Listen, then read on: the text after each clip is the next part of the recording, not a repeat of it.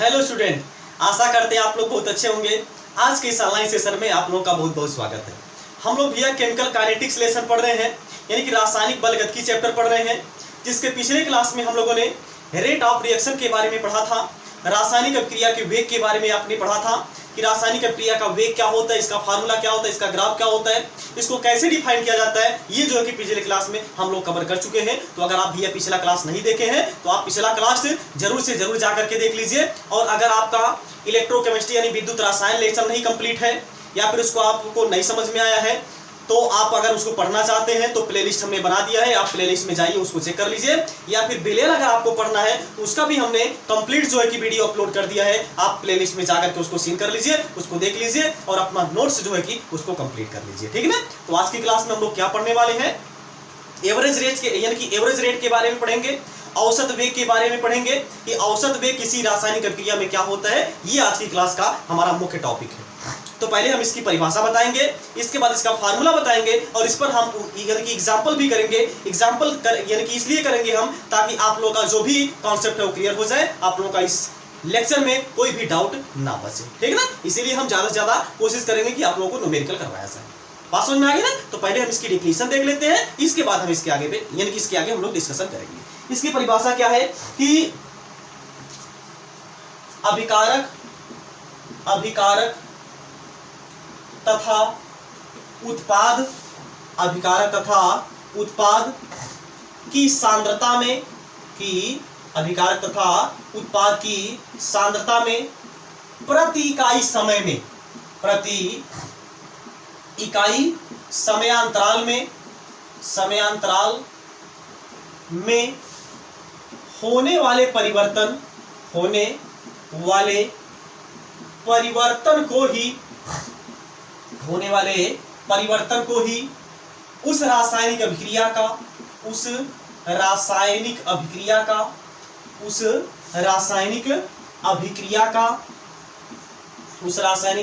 का औसत वेग कहते हैं। औसत वेग कहते हैं। इसे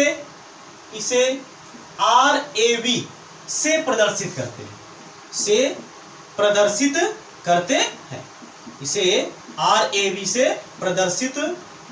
करते हैं। बात समझ में आ गई ना। इसे RAV से प्रदर्शित करते हैं, इसको हम अंडरलाइन कर दे रहे हैं। अब एक बार फिर से इसको रिपीट कर दे, क्या बोला जा रहा है डिफिनीशन में, अभिकारक तथा उत्पाद की सांद्रता में प्रति इकाई समयांतराल में होने वाले परिवर्तन को ही उस रासायनिक अभिक्रिया का औसत वेग कहते हैं। और इसे भैया हम लोग RAV से रिप्रेजेंट करते हैं। R यहाँ पे आपको रेट को रिप्रेजेंट कर रहा है और AV का मतलब यहाँ पे क्या है, एवरेज। AV का मतलब यहाँ पे क्या है, एवरेज, यानी कि RAV से इसको हम लोग प्रदर्शित करेंगे। इसको हम लोग इंग्लिश में क्या बोलते हैं, एवरेज रेट बोलते हैं। इसको हम लोग क्या बोलते हैं इंग्लिश में, एवरेज वेलोसिटी बोलते हैं, या फिर इसी को हम लोग क्या बोलते हैं, वेग को हम लोग भैया रेट भी बोलते हैं। अगर आप पिछला क्लास देखे होंगे तो आप लोगों को क्लियर हो गया होगा। बात समझ में आ गई ना। ये परिभाषा है, तो पहले आप एक काम करिए, ये परिभाषा एक बार पहले आप नोट कर लीजिए।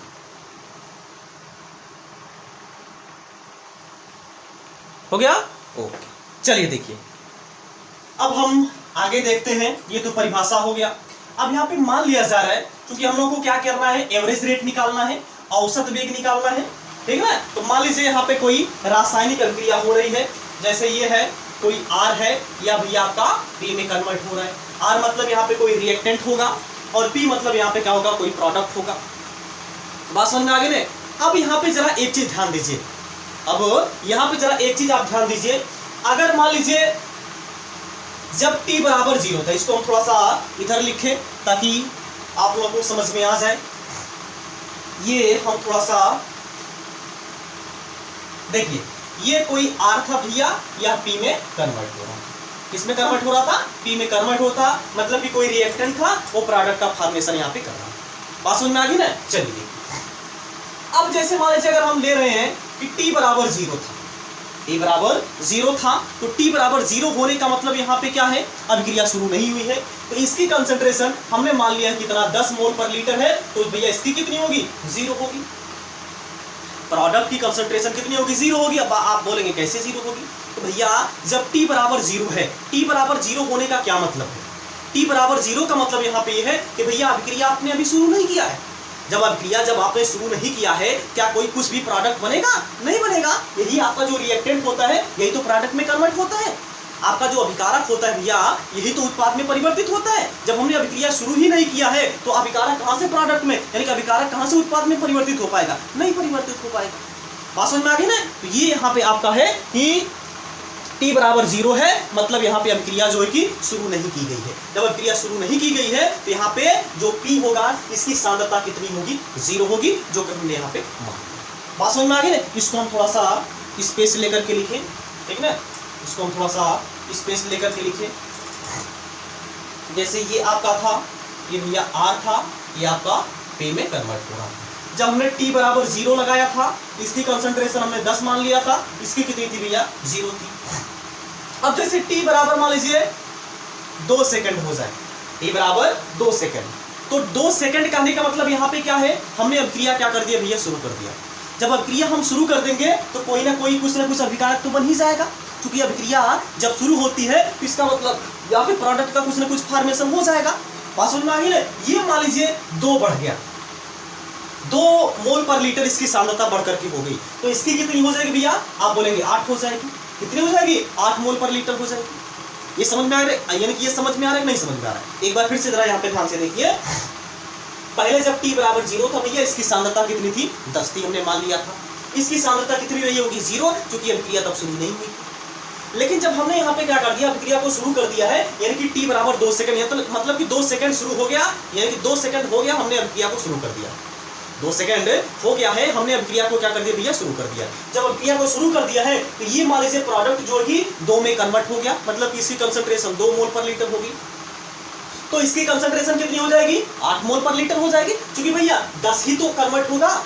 यही आपका रिएक्टेंट जो होता है भैया, यही तो प्रोडक्ट में कन्वर्ट होता है, यानी कि ये जो आपका अभिकारक है यही तो उत्पाद में कन्वर्ट होता है। तो यहाँ पे भैया ये आपका कितनी हो जाएगा? 8 मोल पर लीटर रह जाएगा, और ये कितना हो जाएगा? 2 मोल पर लीटर हो जाएगा। अब मान लीजिए अगर हम t का मान और ज्यादा बढ़ा रहे हैं, मान लीजिए t हमने ले लिया है, या फिर चलिए छोड़िए t बराबर 2 ना लेकर के हमने t बराबर 1 सेकंड लिया है, इसके बाद हमने यहाँ पे t बराबर 2 सेकंड लिया है, तो ये आपका मान लीजिए 4 हो गया, तो ये कितना हो जाएगा? 6 हो जाएगा। जब t बराबर हमने 3 सेकंड ले लिया है, ये आपका कितना हो जाएगा भैया? यानी कि 6 हो जाएगा, और ये कितना हो जाएगा? 4 हो जाएगा। जब t बराबर हम लोग यहाँ पे ले रहे हैं 4 सेकंड ले रहे हैं, ये आपका कितना हो जाएगा? 2 हो जाएगा, ये कितना हो जाएगा? आपका 8 हो जाएगा। इसी तरीके से हमने t बराबर जो है कि 5 सेकंड ले लिया है, तो ये आपका 0 हो जाएगा, ये कितना हो जाएगा? 10 हो जाएगा। यानी कि 5वें सेकंड में जो टोटल अभिकारक है वो सभी के सभी अभिकारक जो होंगे वह उत्पाद में कन्वर्ट हो चुके होंगे, वो सभी के सभी अभिकारक जो होंगे वो उत्पाद में परिवर्तित हो चुके होंगे। इतनी बात सबको क्लियर हो गई ना? अब एक चीज जरा यहाँ पे ध्यान से देखिए, अब हम इधर लिख रहे हैं, अभी आपको क्लियर हो जाएगा। देखिए जैसे अगर हम इसको लिखें, यानी कि concentration of R2 minus concentration of R1 upon delta T, या फिर अपान क्या हो जाएगा? T2 माइनस, ये कैसे है, क्या है? अच्छा पहले हम एक काम करिए, पहले हम इसका भैया आपको फार्मूला बता दें, पहले हम आपको औसत वेग का फार्मूला बता दें। बात समझ में आ गई ना? तो औसत वेग बराबर फार्मूला यहाँ पे आपको क्या मिलेगा? औसत वेग का जो फार्मूला है वो क्या मिलेगा?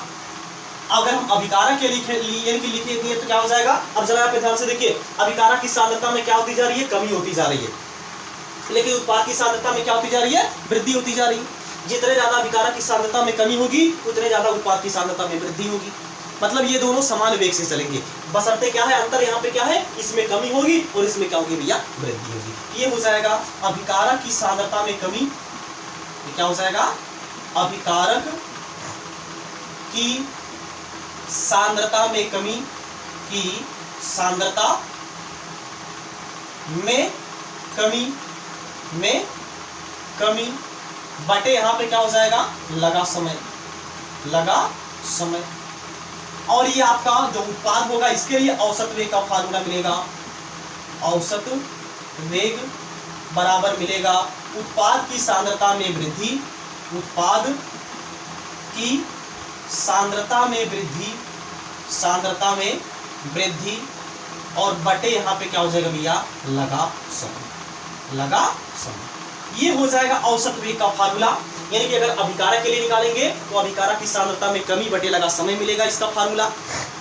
और वही अगर भैया औसत वेग अगर हम लोग उत्पाद के बेस पर निकालेंगे, क्या हो जाएगा, उत्पाद की सांद्रता में वृद्धि और बटे क्या हो जाएगा भैया, वृद्धि में लगा समय। ये यहाँ पे आपको फार्मूला मिल जाएगा। अब जरा यहाँ पे ध्यान से देखिए, अगर हम इसको लिख दें, अभिकारक की सांद्रता में कितनी वृद्धि हो रही है, अभिकारक की सांद्रता में कितनी वृद्धि हो रही है। मान लीजिए आपका ये था पहले R2 और ये था R1, यानी कि R2 माइनस R1 की वृद्धि हो रही है। अभी हम आपको समझाएंगे R2 कैसे निकलेगा, R1 कैसे निकलेगा, या फिर R2 क्या है, R1 क्या, अभी आप केवल यहाँ पे ध्यान से देखिए। और यहाँ पे बटे क्या है, लगा समय। समय मान लीजिए आपका T2 से T1 लग रहा है, यानी क्या हो जाएगा, T2 माइनस T1 हो जाएगा। इसी तरीके से आपका अगर हम उत्पाद के लिए लिखेंगे तो क्या हो जाएगा, ये हो जाएगा कंसंट्रेशन ऑफ P2 माइनस हो जाएगा कंसंट्रेशन ऑफ P1 हो जाएगा, अपान यहाँ पे क्या हो जाएगा T2 और माइनस क्या हो जाएगा। अब यहाँ पे R2 यानी कि कंसंट्रेशन, ये जो स्क्वायर ब्रैकेट लगा, ये चीज यहाँ पे ध्यान से समझिएगा। ये जो यहाँ पे भैया हमने जो स्क्वायर ब्रैकेट लगाया है, ये जो हमने बड़ा वाला ब्रैकेट लगाया है, इसका मतलब यहाँ पे क्या होता है, इसका मतलब यहाँ पे होता है भैया सांद्रता यानी कि कंसंट्रेशन। स्क्वायर ब्रैकेट यहाँ पे यही रिप्रेजेंट करता है, यहाँ पे क्या लिया गया है, कंसंट्रेशन लिया गया है, यानी कि यहाँ पे सांद्रता को रिप्रेजेंट किया गया है, सांद्रता को लिया गया। अभी हम एक इंपॉर्टेंट टॉपिक, अभी ये आपका फार्मूला सही नहीं है, अभी हम एक इंपॉर्टेंट पॉइंट आपको बताएंगे जो कि बहुत ही ज्यादा इंपॉर्टेंट है, जो कि आप लोग की यानी कि आप लोग को समझना बहुत ही ज्यादा जरूरी होता है। अगर आप इसको नहीं समझेंगे, इसका मतलब आप लोग यानी कि जो औसत वेग होता है या फिर जो केमिकल काइनेटिक्स होगा है, आपके लिए एकदम अधूरा रह जाएगा, आप कुछ पढ़े ही नहीं रहेंगे। लेकिन ये अगर आपको पता है तो आपको कोई भी समस्या नहीं होगी, इसका मतलब ये आप लोग पढ़े होंगे। अगर आप बता ले जाएंगे क्या गलती है या फिर क्या अभी यहाँ पे कंप्लीट नहीं है, क्या करना है, इसको अगर आप देखेंगे तो आप लोगों को समझ में आ गया, यानी कि आ जाएगा। तो आप लोगों को जो ये रासायनिक बलगत यानी कि केमिकल काइनेटिक्स चैप्टर है, रासायनिक बलगत की चैप्टर है, इसमें आप लोगों के लिए आगे कोई भी समस्या नहीं है। ठीक है, चलिए अब एक चीज जरा यहाँ पे ध्यान से देखिए।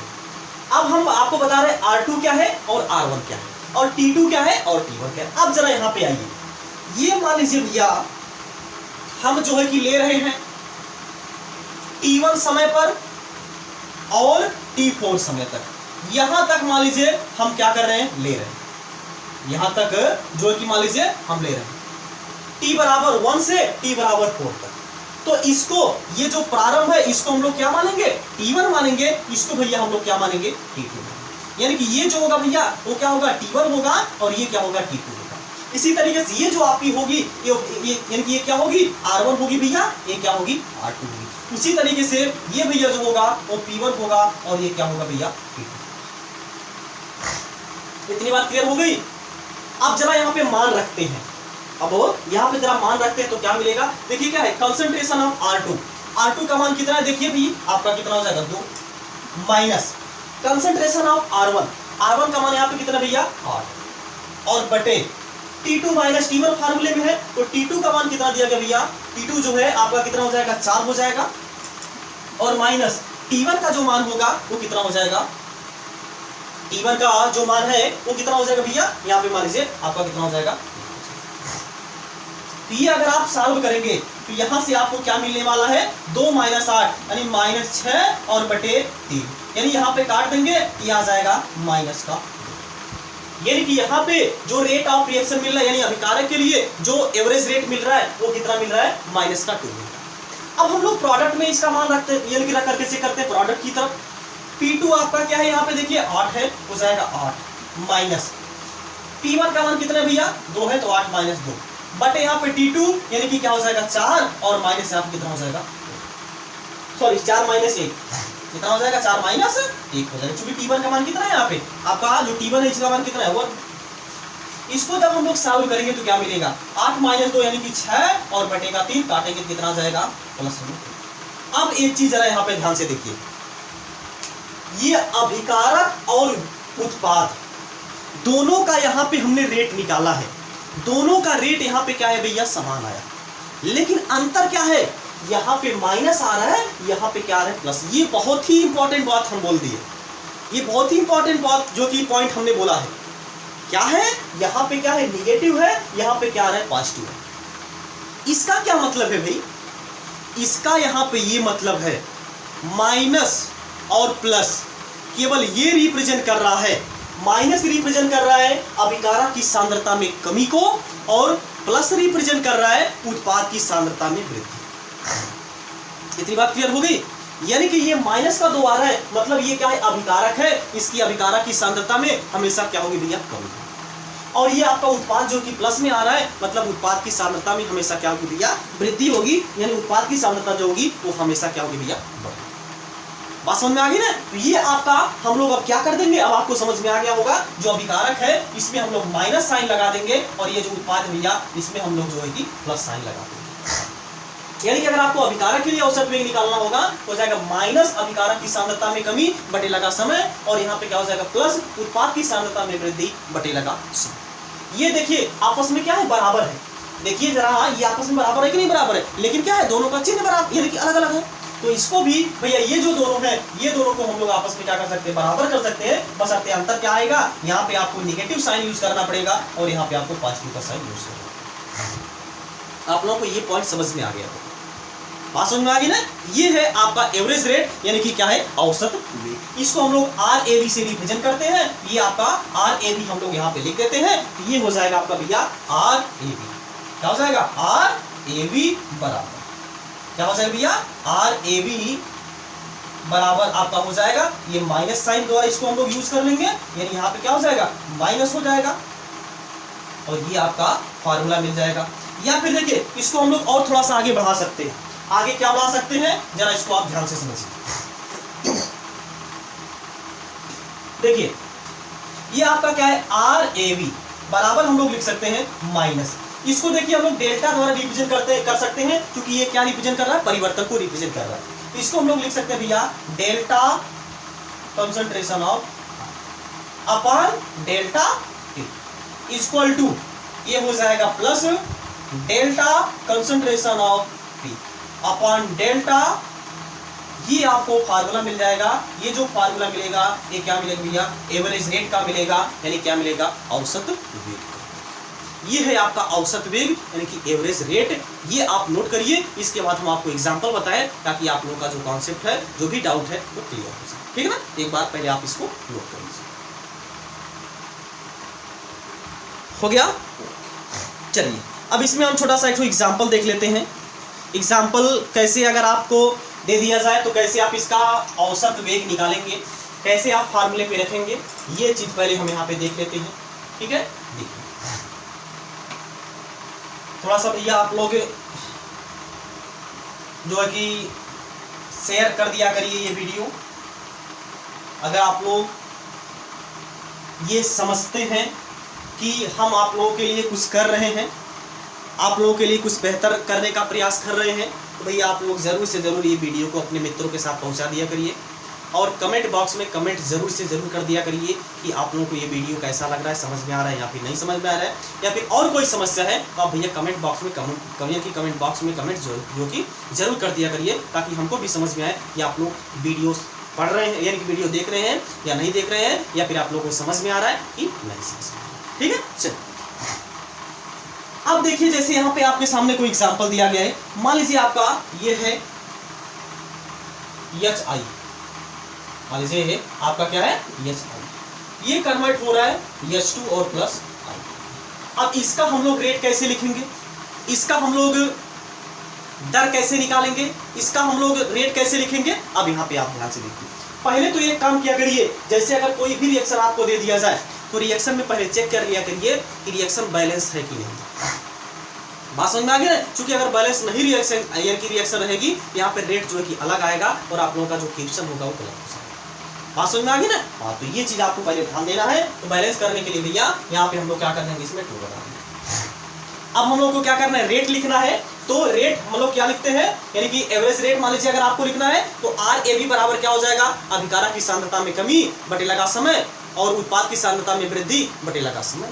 यानी कि इसको हम लोग क्या लिख सकते हैं, delta concentration of HI upon यहाँ पे क्या हो जाएगा डेल्टा, ये बराबर हो जाएगा किसके, concentration of H2 upon delta P। यह भी इक्वल टू होगा कंसंट्रेशन ऑफ वो भी डेल्टा I2 अपॉन यहाँ पे डेल्टा। अब एक चीज जरा यहाँ पे ध्यान से देखिए, जो उत्पाद है उत्पाद को हम लोग प्लस साइन द्वारा रिप्रेजेंट कर देंगे, यानी कि यहाँ पे क्या लग जाएगा प्लस, ये भी तो उत्पाद ही था, यहाँ भी क्या लग जाएगा प्लस लगाएगा, लेकिन यहाँ पे क्या लग जाएगा माइनस। लेकिन अभी ये गलत है, अभी ये गलत है। अब यहाँ पे आपको थोड़ा सा ध्यान देना है, ये जो रस समीकरण मिति गुणांक होता है, ये जो आगे कुछ नंबर लगा रहता है, कोई ना कोई संख्या लिखी रहती है, इसको हम लोग क्या बोलते हैं, रस समीकरण मिति गुणांक बोलते हैं, स्टोइकियोमेट्रिक कोएफिशिएंट बोलते हैं। इसका जैसे अगर आपको ये कहीं पे भी आपको दिखे, तुरंत आपको क्या कर देना है, इसको बटे में ला देना है, यानी कि क्या हो जाएगा -1 बटे का 2। अब यहाँ पे ये जो आपके सामने रेट लिखा गया है वो क्या है, इस रासायनिक अभिक्रिया के लिए एवरेज रेट है, यानी इस रासायनिक अभिक्रिया के लिए औसत वेग। बात समझ में आ गई ना, ये हो जाएगा आपका इस रासायनिक अभिक्रिया के लिए औसत वेग। इसको आप नोट करिए, इसके बाद हम इसमें और आपको एग्जांपल करवाएं, ताकि आप लोगों को एवरेज रेट निकालना एकदम अच्छी तरीके से आ जाए, एकदम मक्खन की तरह से। अगर आपको क्वेश्चन दिया जाए तो आप उसको सॉल्व करें, ठीक है ना। एक बार इसको आप नोट करिए।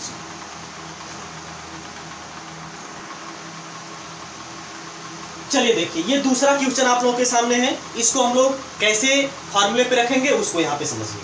देखिए क्या हो जाएगा, ये अभिकारक है तो अभिकारक के लिए हम लोग माइनस साइन यूज करेंगे, और प्लस के यानी कि उत्पाद के लिए हम लोग प्लस साइन यूज करेंगे, ये तो आपको पता ही है। तो पहले इसका लिखिए, कुछ नहीं करना है, केवल यहाँ पे डेल्टा लगा देना है, इसके बाद यहाँ पे स्क्वायर ब्रैकेट लगा देना है, यहाँ पे BR माइनस लगा देना है, और बटे यहाँ पे क्या हो जाएगा, केवल डेल्टा T से डिवाइड कर देना है। लेकिन यहाँ पे देखिए 5 था, इसको हम लोग क्या करेंगे 1/5 लिखेंगे, और ये अभिकारक है तो माइनस साइन लगा देंगे, -1/5।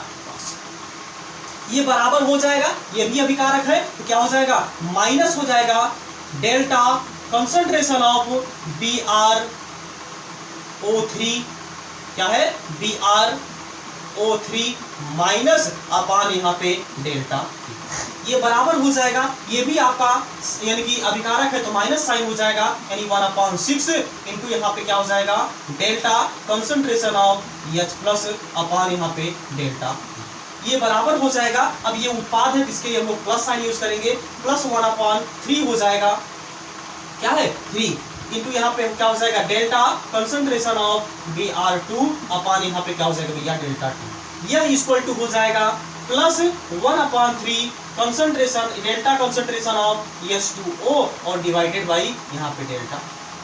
ये आपका जो क्वेश्चन दिया गया था, इसके लिए ये एवरेज रेट का इक्वेशन है। एवरेज रेट का जो आपको इक्वेशन निकालना था, ये आपका एवरेज रेट का इक्वेशन।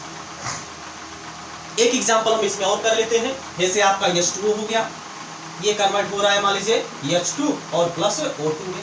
बैलेंस इसको पहले हम लोग कर लेंगे, यहाँ पे हो जाएगा 3, यहाँ पे हो जाएगा 2। तो लिख दीजिए रेट, तुरंत रेट लिख दीजिए, कोई दिक्कत नहीं होनी चाहिए। क्या हो जाएगा 1/2, वो भी माइनस में, क्या हो जाएगा डेल्टा कंसंट्रेशन ऑफ H2O अपान यहाँ पे डेल्टा इक्वल टू होगा +1/3 हो जाएगा कंसंट्रेशन ओ भी डेल्टा में ऑफ H2 अपान यहाँ पे क्या हो जाएगा डेल्टा, यह इक्वल टू हो जाएगा delta concentration of O2 divided यहाँ पे डेल्टा। ये इसके लिए रेट का इक्वेशन हो जाएगा, ये इसके लिए रेट का इक्वेशन आपका निकल जाएगा, ठीक है ना। एक बार आप इसको पहले नोट कर लीजिए, हो गया।